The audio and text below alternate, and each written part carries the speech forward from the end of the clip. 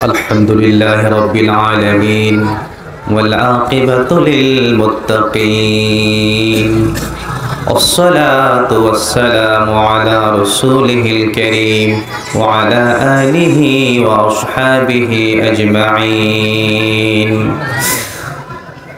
قال الله سبحانه وتعالى في كلامه المجيد وفي فرقانه الحميد: إن الله وملائكته يصلون على النبي يا أيها الذين آمنوا صلوا عليه وسلموا تسليما. সকলে মহব্বতে পড়ি আল্লাহুম্মা সাল্লি আলা মুহাম্মাদ ওয়া আলা আলি মুহাম্মাদ কামা সাল্লাইতা আলা ইব্রাহিম ওয়া আলা আলি ইব্রাহিম ইন্নাকা হামিদুম মাজিদ. আল্লাহুম্মা বারিক আলা মুহাম্মাদ ওয়া আলা আলি মুহাম্মাদ কামা বারাকতা আলা إبراهيم وعلى آل إبراهيم إنك حميد مجيد. আমাদের প্রভু এক নবীর উম্মত, জীবন বিধানে ওই শিবানী কুরআন। তবে কেন এক নও হে মুসলমান, এক হও করিয়া আহ্বান। বাইতুল্লাহ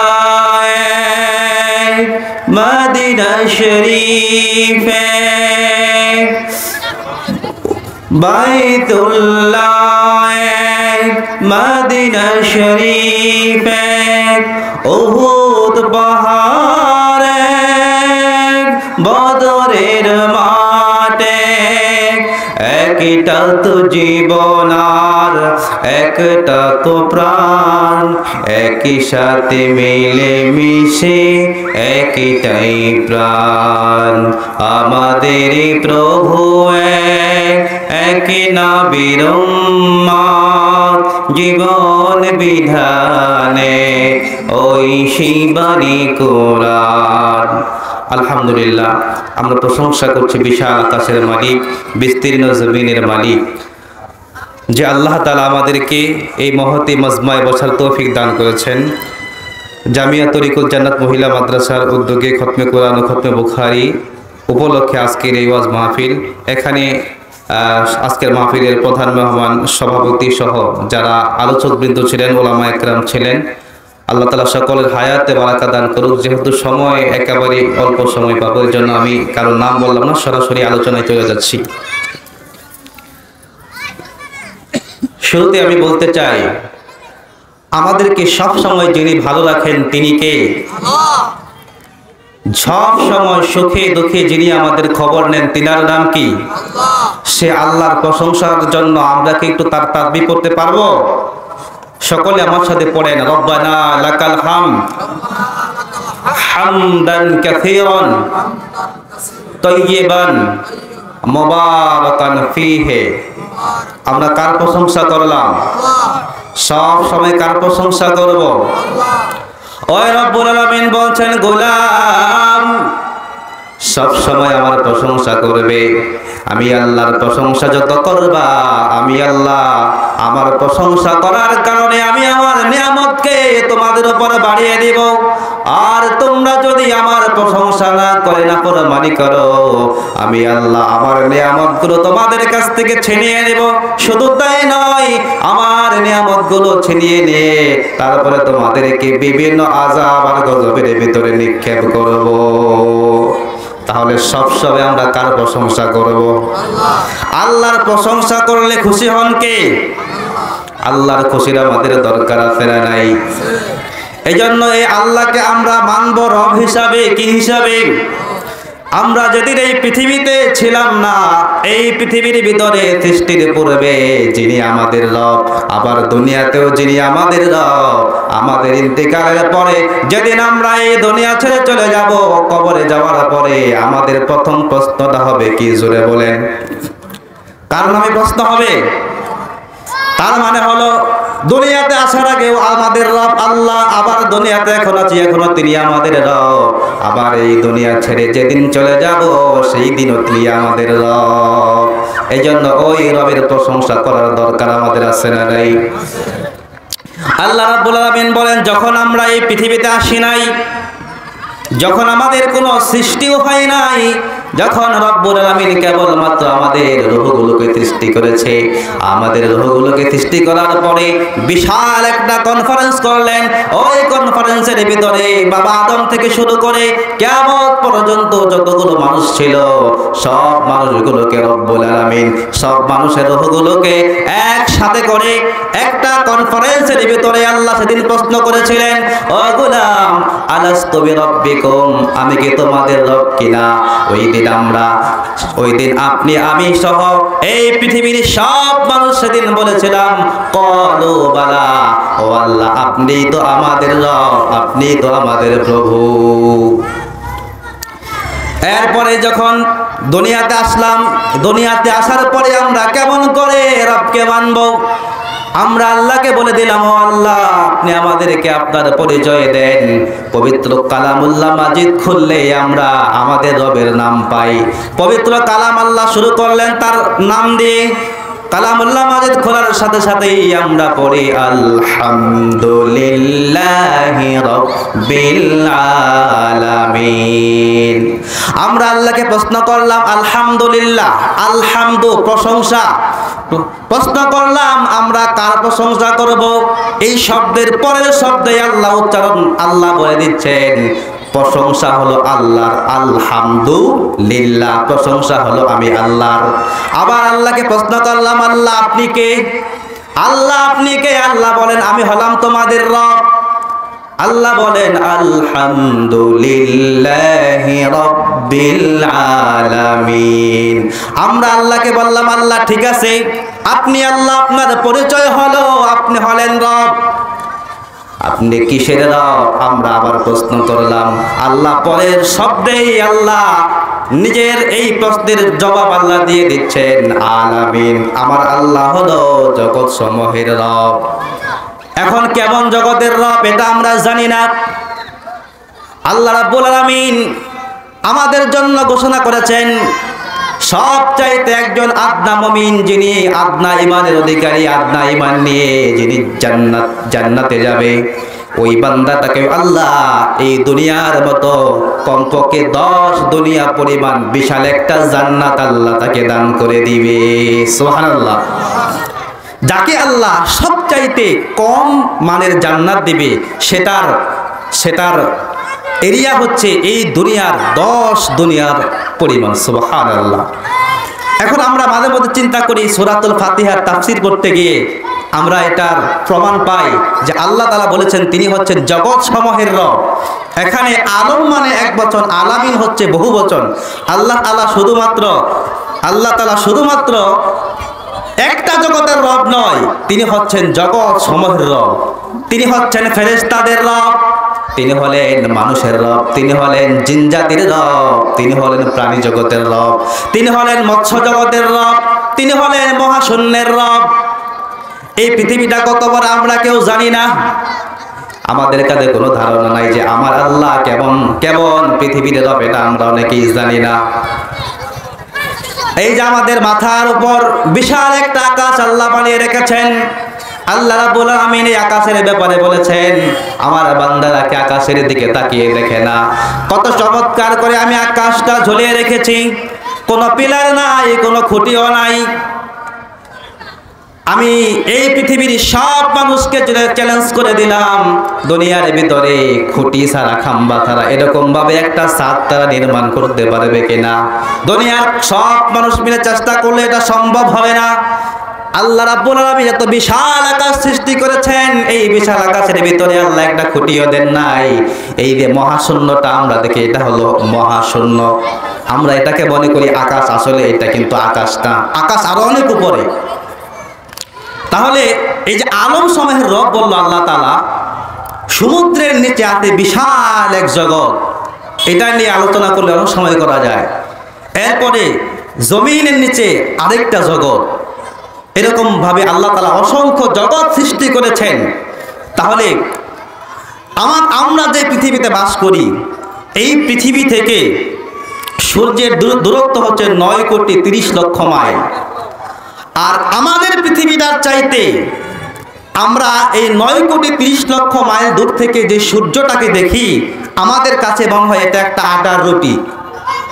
কিন্তু এই আটার রুটিটা অর্থাৎ এই সূর্যটা হচ্ছে এই পৃথিবীর চাইতে 15 কোটি গুণ বড়। আল্লাহু আকবার। এখন আমরা মনে করি এর চাইতে বড় কিছু, এর চাইতে বড় কি আর কিছু নাই? এর চাইতে আরো অনেক বড় বড় তারকা রয়েছে। সর্বশেষ ব্যাটেল জিউস নামে একটা তারকার সন্ধান বিজ্ঞানীরা পেয়েছে। তারা বলেছে যে এই পৃথিবীর চাইতে 15 কোটি গুণ বড় হচ্ছে সূর্য। এরকম কয়েক কোটি সূর্য একত্রিত করে যদি ব্যাটেল জিউস নামক তারকার ভিতরে দিয়ে দেওয়া হয়, ওই ব্যাটেল জিউস নামক তারকা এগুলোকে ছোট বাচ্চারা মুখের ভিতরে চকলেট নিয়ে খেলে যেরকম ভাবে আস্তে আস্তে নিমিষে নিঃশেষ হয়ে যায়, এই সূর্যের মতো এরকম 40 লক্ষ সূর্য যদি এই ব্যাটেল জিউস নামক তারকার পেটে চলে যায়, সেটা এক নিমিষে শেষ হয়ে যাবে। আল্লাহু আকবার। তাহলে এই পৃথিবী কত বড় আমরা কি মনে করি? তাহলে ব্যাটেল জিউস এই তারকার চাইতে কি আর বড় তারকা নাই? আমার প্রিয় সুধী, এরপরে এই মহাশূন্যের ভিতরে রয়েছে আমার রব। আল্লাহ বলছেন তিনি জগৎ সমূহের রব। তিনি কেমন জগতের রব সেটা একটু ধারণা আপনাদেরকে দিচ্ছি।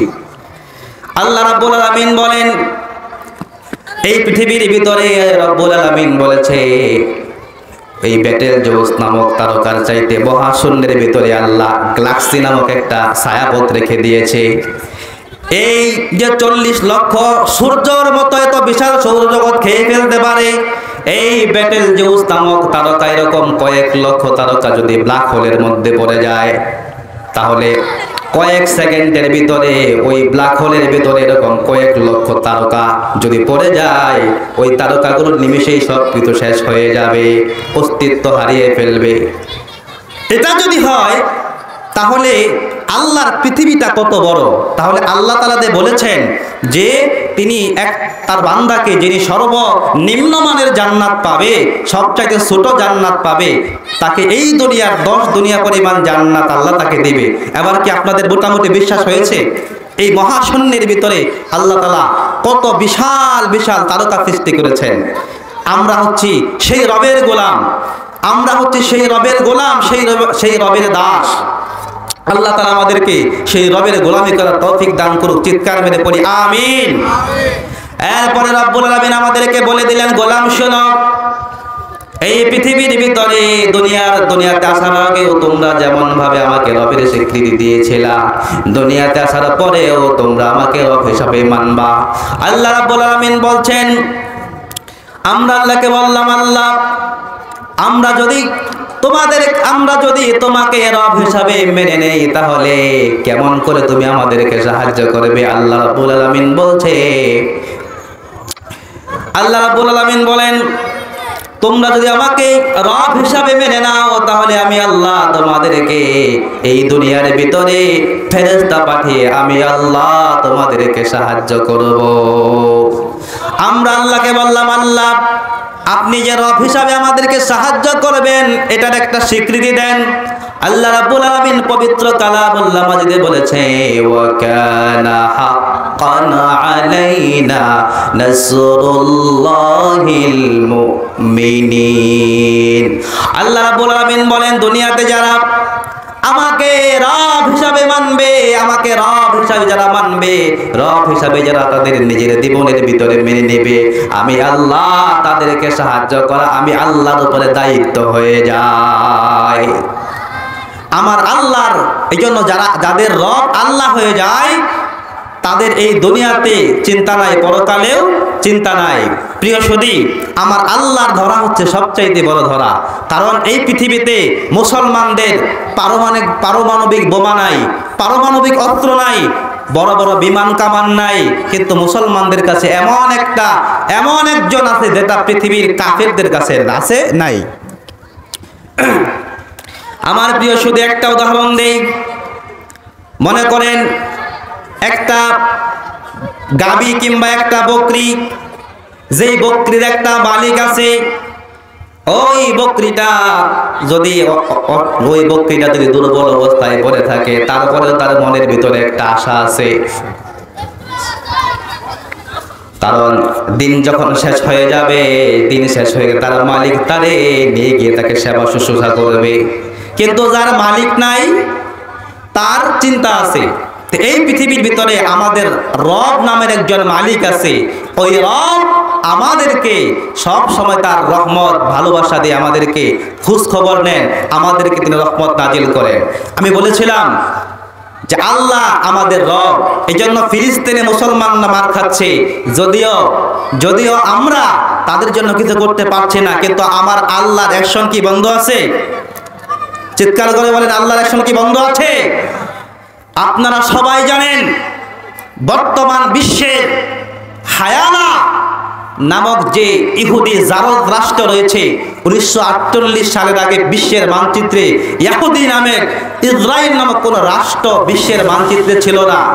এই কুখ্যাত ইহুদির বাচ্চারা আমার মুসলমানেরা, ফিলিস্তিনের মুসলমানেরা তাদেরকে দয়া করে একটু জায়গা দিয়েছিল। এরপরে তারা বাড়িওয়ালাদেরকে বাড়ি থেকে বের করে জোর দখল করে ইহুদি রাষ্ট্র প্রতিষ্ঠা করেছে।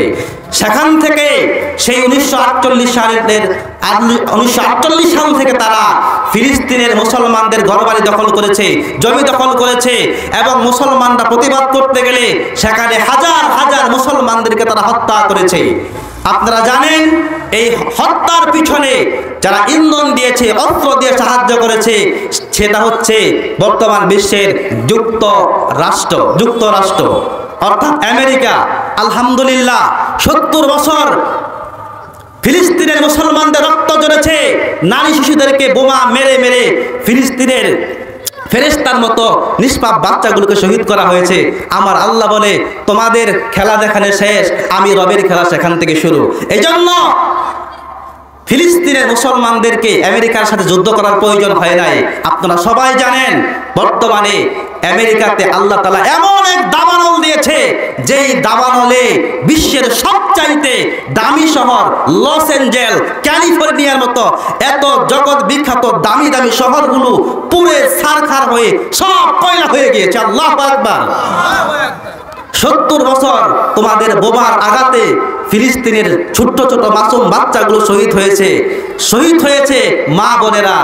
এখন আমার আল্লাহ এমন গজব দিয়েছে, তোমাদের বিরুদ্ধে কারো যুদ্ধ করার দরকার হয় নাই, কারো বোমা মারার দরকার হয় নাই। সারা বিশ্ব মিলে হয়তো আমেরিকাকে এত বেশি ক্ষতি করতে পারতো না, যেটা আমার আল্লাহ গজব দিয়ে তাদেরকে শিক্ষা দিচ্ছে। আলহামদুলিল্লাহ। তবে এখানে আমাদের শিক্ষা রয়েছে যে আমরা যেন সীমা লঙ্ঘন না করি।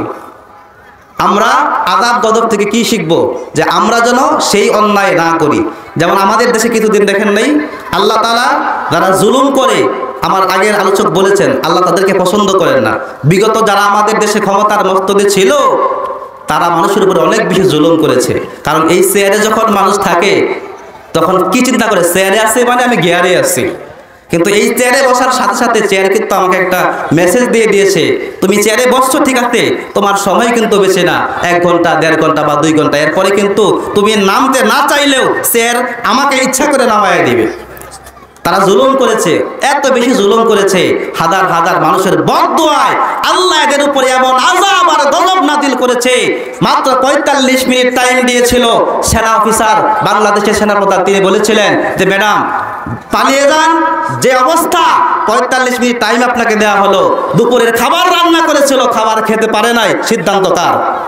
বলেন সিদ্ধান্ত কার? খাবার রান্না করে এক কাপড়ে 16 বছরের জালেম আমার দেশ থেকে পালিয়ে তার শ্বশুর বাড়িতে আশ্রয় নিয়েছে। এই জন্য বলি ভাই, আমরা কারোর উপর যেন জুলুম না করি। আল্লাহ তাআলা আমাদের সকলকে যা কিছু আমল কথা বললাম, আল্লাহ তাআলা সঠিক কথাগুলো আমাদেরকে আমল করার তৌফিক দান করুন। আমিন। আসসালামু আলাইকুম ওয়া রাহমাতুল্লাহি ওয়া বারাকাতুহু।